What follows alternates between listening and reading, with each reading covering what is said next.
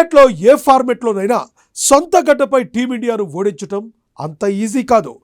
Australia లాంటి కొరకరాని కొయ్యకే ముచ్చెమటలు పట్టించిన ఘనత భారత క్రికెట్ జట్టుది. అలాంటి టీమిండియా సొంత గడ్డపై తాజాగా సౌత్ ఆఫ్రికా చేతిలో 408 పరుగుల తేడాతో ఓడిపోయిందంటే ఖచ్చితంగా అది దారుణమైన వైఫల్యమే. అయితే ఈ ఫెయిల్యూర్కు బాధ్యుడిగా ఒక్కరినే అందరూ నిందిస్తున్నారు. అతనే కోచ్ గౌతమ్ గంభీర్. అడ్డదిడ్డమైన నిర్ణయాలతో ఇండియన్ గ్రెగ్ చాపెల్గా మారాడన్న విమర్శలు అతనిపై వెల్లువెత్తుతున్నాయి. మరి ఇంతకు ఈ గంభీర్కు ఈ ట్యాగ్ ఎందుకు వచ్చింది? అతనే ఫ్యాన్స్ ఎందుకు టార్గెట్ చేస్తున్నారు? What's the story?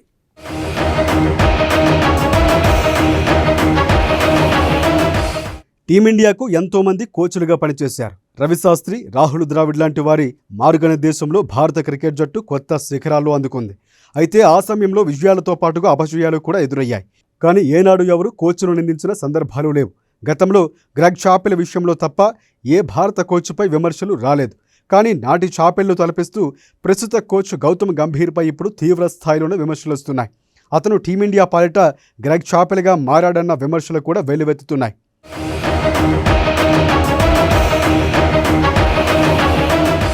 గంభీర్ను Indian Greg Chappell అంటూ తిట్టుపోస్తున్నారు నెటిజన్లు.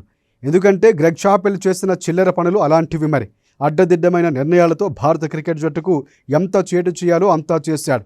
నాటి కెప్టెన్ సౌరవ్ గంగూలీతో చాపెల్కు మొదలైన విభేదాలు ఆ తర్వాతి కాలంలో ప్లేయర్లతోనూ తారాస్థాయికి చేరాయి. చాపెల్ ఎంత దారుణంగా వ్యవహరించాడంటే వీరేంద్ర సెహ్వాగ్ లాంటి డాషింగ్ ఓపెనర్నే అసహనానికి గురి చేశాడు. రాహుల్ ద్రవిడ్ లాంటి క్రికెట్ వాళ్లు కూడా కూల్చే పని చేశాడు. సౌరవ్ గంగూలీకి క్రికెట్ పాఠాలు నేర్పే ప్రయత్నం చేశాడు. ఎవరి జోలికి పోకుండా సైలెంట్గా ఉండే మాస్టర్ బ్లాస్టర్ సచిన్తో కూడా అతనికి పడలేదంటే అతనెంత దారుణంగా వ్యవహరించాడో అర్థం చేసుకోవచ్చు. నాడు గంగూలీ నాయకత్వంలో అద్భుతంగా ఉన్న టీమిండియా బ్యాటింగ్ అయినప్పుడు పూర్తిగా మార్చివేశాడు చాపెల్. బౌలర్లను ప్రోత్సహించాల్సింది పోయి వారికి అవమానపరిచాడు. దాని ఫలితంగా టీమిండియా నాడు ఎంతో తడబడింది. తప్పక గెలవాల్సిన మ్యాచ్ల్లో సైతం సారు కోచింగ్ దెబ్బకు ఒక్కసారిగా ఓడిపోయింది. అందుకే గ్రెగ్ చాపెల్ ఈ పేరు వింటే చాలు భారత క్రికెట్ పాలిట విలన్ అని చెబుతూ ఉంటారు చాలామంది. చూస్తూ ఉంటే గౌతమ్ గంభీర్ పేరు కూడా అతని సరసన చేరలేక కనిపిస్తోంది.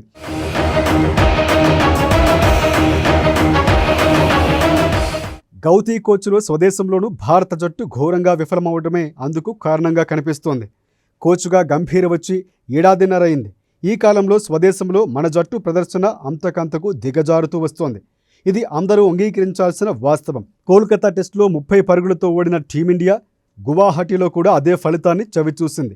ఏకంగా 400కు పైగా పరుగులతో దారుణ పరాజయాన్ని మూటగట్టుకుంది భారత్. ఈ మధ్యకాలంలో ఎప్పుడూ భారత్ జట్టు ఇంత దారుణంగా ఓడిపోయిన సందర్భాలు లేవు. రోజురోజుకు మరీ తీసికట్టుగా తయారైనటువంటి భారత ఆటగాళ్ల ఆట తీరు చూస్తున్న ఫ్యాన్స్ కోచ్ గంభీర్ను ఇండియన్ గ్రెగ్ చాపెల్ అని విమర్శలు చేస్తున్నారు.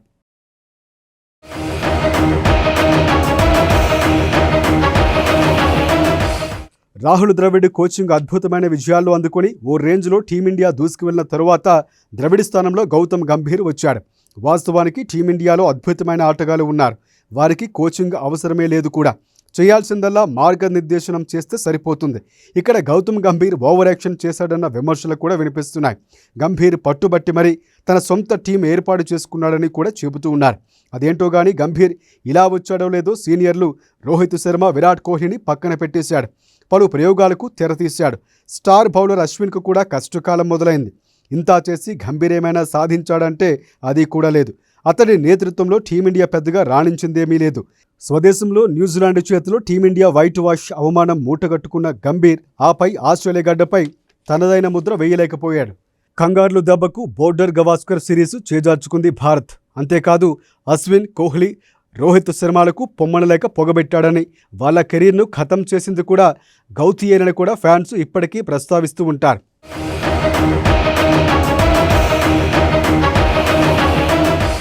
గంభీర్ ఎంత ఓవర్ యాక్షన్ చేస్తున్నా టీమిండియా యువతరం తట్టుకుందని కూడా చెబుతుంటారు.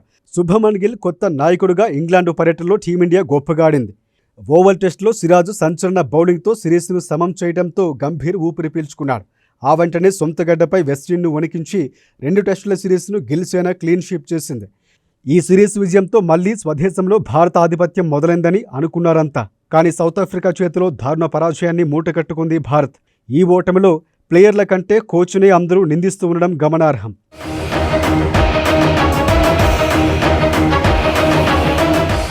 ఇటీవల కోల్కతా టెస్టులో భారత జట్టు అనూహ్యంగా 30 పరుగుల తేడాతో ఓడిపోయింది.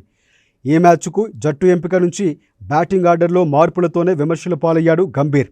సాయి సుదర్శన్ను పక్కనబెట్టి వాషింగ్టన్ సుందర్ను 3వ స్థానంలో ఆడించడం తీవ్ర విమర్శలకు దారితీసింది. తాజాగా గువాహటిలోనూ గౌతీ వ్యూహాలు ఫలించలేదు. కెప్టెన్ రిషబ్ పంత్ వైఫల్యము ఒక కారణమైన కోచ్గా గంభీర్ ప్రభావం చూపలేకపోయాడనేది వాస్తవం. ఇప్పటివరకు గౌతీ హయాంలో 18 టెస్టులు ఆడిన భారత జట్టు కేవలం 7 మాత్రమే విజయాలతో నిరాశపరిచింది. 9 మ్యాచ్ల్లో పరాజయం ఎదురవ్వగా 2 డ్రాగా ముగిశాయి. అతని కోచింగ్ ఎంత దారుణంగా ఉందో ఈ గణాంకాలే చెబుతున్నాయి.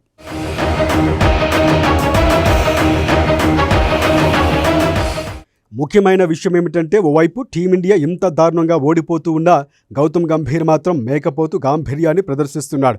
సౌత్ ఆఫ్రికాతో 2వ టెస్టు ఓడిపోయిన తర్వాత కూడా సొంత డబ్బా కొట్టుకునే ప్రయత్నం చేశాడు గౌతమ్. తన హయాంలో భారత జట్టు సాధించిన విజయాలు కూడా గుర్తుపెట్టుకోవాలని చెప్పుకొచ్చాడు. ఇంగ్లాండ్లోనూ ఛాంపియన్స్ ట్రోఫీలోనూ ఫలితాలు అందించింది కూడా తానేనంటూ సర్టిఫికేట్ ఇచ్చుకున్నాడు. టెస్టు క్రికెట్ ఆడేందుకు అద్భుతమైన టాలెంట్ ఉన్న క్రికెటర్లు అవసరం లేదని, కానీ తక్కువ నైపుణ్యంతో ఆడే మానసిక స్థైర్యం ఉన్న ఆటగాళ్లు కావాలంటూ కొత్త రాగం అందుకున్నాడు.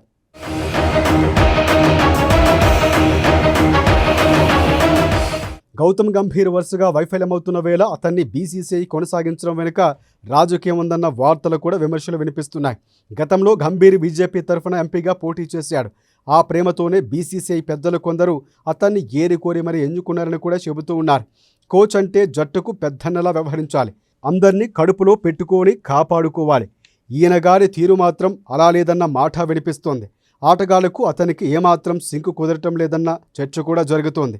అంతేకాదు గౌతమ్ గంభీర్ యువ ఆటగాళ్ల ఆత్మస్థైర్యాన్ని దెబ్బతీస్తూ భారత క్రికెట్ జట్టును వైఫల్యాల బాటలో తీసుకువెళుతున్నాడని ఫ్యాన్స్ దుమ్మెత్తిపోస్తున్నారు. అతన్ని వెంటనే తొలగించాలన్న డిమాండ్లు కూడా వినిపిస్తున్నాయి. మరి లేటు కాకముందే బీసీసీఐ స్పందిస్తుందా, గంభీర్ను పక్కన పెట్టి వేరే కోచ్ను తీసుకుంటుందా, లేక గౌతీనే కొనసాగించి క్రికెట్ జట్టుకు మరింత చేటు చేస్తుందా అన్నది చూడాలి మరి.